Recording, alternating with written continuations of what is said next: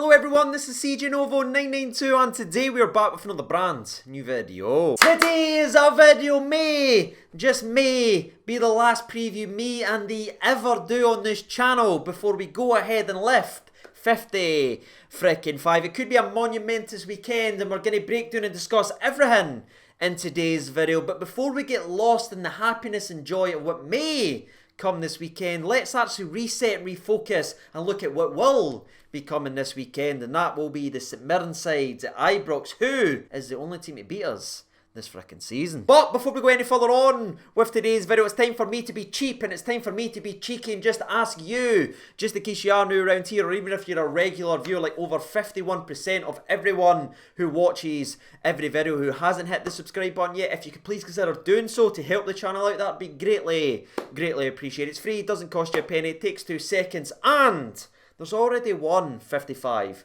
on its way. Imagine if we could get to...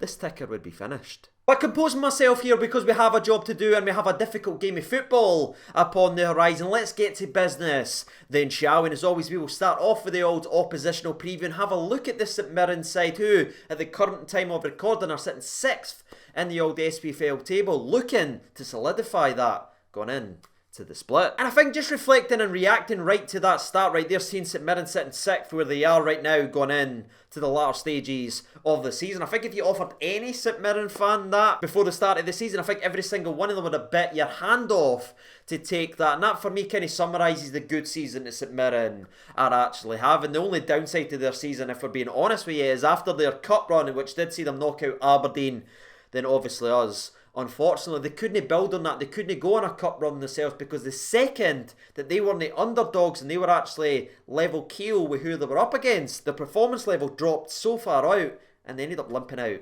of the competition. But in fairness to St Mirren, you've got to say that disappointment of a cup exit didn't really derail their season. They just got back onto the horse again. They weren't winning every single games, but they were putting in good performances and going on good runs. They had a very strong transfer window where they just seemed to splash the actual cash, which was quite crazy to see. And they've had some good results post-January as well, where of course you've got the likes of when they went to Parkhead and they beat Celtic 2-1, which again, everyone sort of does these days. But also, this is the same St Mirren side that absolutely pumped Dundee United 5-1, which I'll be honest, it's always welcome right here on this channel. But all joking and that aside, of course this is a team that's sitting 6th, so it's not all just sunshine and rainbows, because just a month after beating Celtic 2-1 at Parkhead, they ended up losing 4-0 to Celtic. But I think if you look into that game and just look beyond the actual initial scoreline and the clickbait, it wasn't such a one-sided game of football, because Celtic actually scored 3 goals in the last 10 minutes, starting off with obviously a dodgy penalty, which I think just took the heart out of St Mirren. But because before that it was still a competitive game and St Mirren still created the opportunities and chances, which I think just kind of summarises the St Mirren team in my opinion, because you look at what they are good at, what is their strengths. It is sitting in deep and springing on the counter-attack. When St Mirren are an evenly balanced game, I should say, where they've actually got to dictate the football and actually go ahead and create things, that's where you didn't see the best of them. But when they can sit in and spring using that incredible pace, that is their best games all season long, and they've kind of showed that with some of their performances and results. And for me, just backs up why St Mirren will always be a nuisance every time they play the Old Firm. They're literally built for it. But one of the main reasons it was important to mention that 4-0 loss to Celtic is because coming into this game of football versus Rangers, that was the last time St Mirren lost in the league. Since that game, they have went on a 5-match undefeated streak, which features 4 draws, 2 0-0 draws and 2 1-1 draws, leaving just the last game, which was their most recent game, and that was last Saturday versus Ross County, as it looked as if it was going to go for yet another draw. But up steps a wee penalty kick in 82nd minute to win all 3 points for St Mirren, which shows even to this day of the season, they still love, annoyingly, a late goal. And if I'm just being brutally honest with you, I've already previewed the St Mirren side now 3 times and they've still not drastically changed anything at all. So I'm not going to sit here and bore you guys and repeat stuff that you've already said. We've seen what this team is all about, and yes, they got that cup win against us, which is still very annoying. But their most recent game that we actually played was on the 30th of December, where we kind of just swept them aside easily and came away with the 2-0 win on there.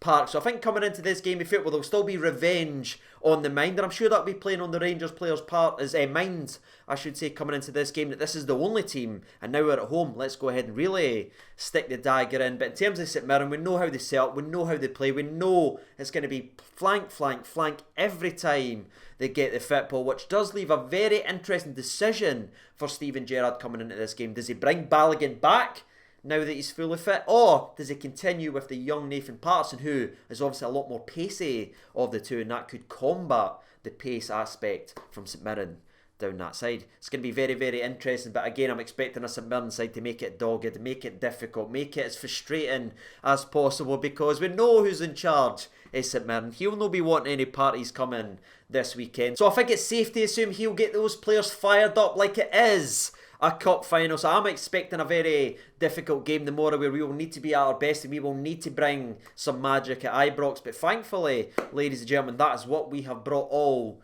season long. So here's hoping we see that the frickin' Mora. But again, with that being said, that's the end of the old oppositional preview. Now it's time to flip over and talk about what matters most, which is, of course, Rangers Football Club. And the smile's just getting wider and wider and wider as we get to this part of today's video, because that thing me and thee have been waiting for so damn long is almost here. It's almost as if we have it in the basket. We have a PS5 in the basket, but we just can't quite get it to check out just yet. But it's almost time. And I think that feeling that we're all sharing together now as fans will be there, the exact same for these players, because let's not forget, these aren't just players that came in this season and everything's went fantastically well. A lot of these players have been through real hard times wearing the Rangers shirt. The majority of them have had to kind of roll their sleeves up, take knocks, take people questioning them, take people saying they're absolutely crap. They've had to mature and learn the game of football and grow as players, whilst carrying the weight of getting Rangers Football Club back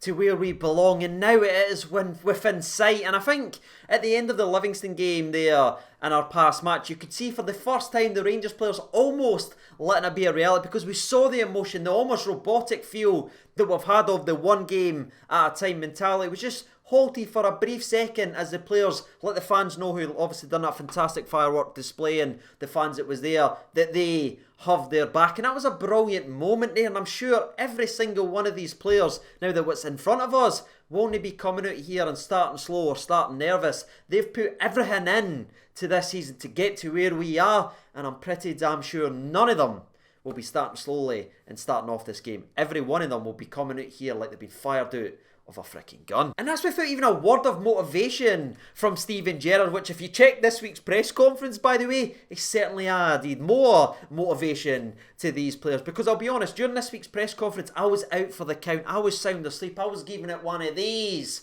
people. But Steven Gerrard went ahead and said in this week's press conference, the most important thing is to get the trophy back, to knock off the 54s off the wall, and to add 55 to add to this wonderful history at this football club. And I'll be honest, I was out like this, but when he said that, I rose up like Dracula and I was wide awake, because my soul heard what that man frickin' said. And since I've heard that, I've just been wide awake and just at a different frequency, storming about the house ready for anything. So can you imagine what it is for these players to be that close to Gerrard and have him saying that? There's no way that any of them can come out flat after you're hearing stuff like that. And just while the plums are plumping, by the way, let's get to the injury/team news, because we have more positive news just to make these smiles even wider. And as we mentioned earlier on in today's video, Balogun is back in the mixer, and there will be a decision made between Balogun and Patterson. But for me, I'm probably leaning just with Patterson right now, because he is playing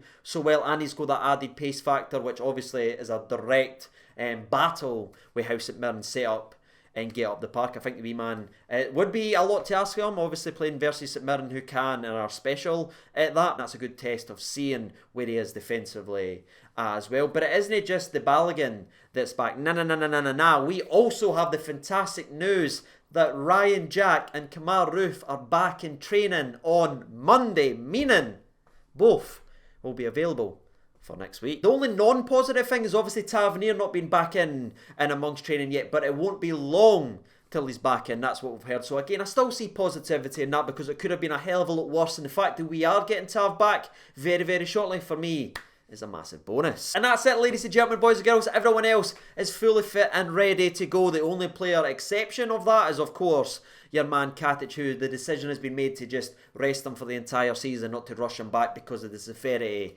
of the injury. But that's it for the preview. You've heard the oppositional preview, you've heard the Rangers conversation, and you've heard the latest injury / team news. Now all that's left for me and thee to try to predict this massive game of football. Now, whilst you're hopefully getting involved down there in the comment section below, I will give you mine very briefly. And as I've already said, I'm expecting Rangers to come out and be at it from the first whistle in this game, but I'm also expecting St Mirren to be at their absolute best and frustrating the life and chewing the clock and just being frustrating the entire game of football. But I do think we will turn it on. I just believe in the Ibrox home form. Maybe I'm just being a bit too blue tinted specs for this, but I do think we're going to see a massive performance for Rangers. So I'm actually going to go with Rangers 4, St Mirren 0. I just think the Rangers players have nothing to hold themselves back with. They just go out there and empty the tank and put in a performance. So I'm expecting to see goals from Alfredo Morelos. I'm expecting to see goals for the man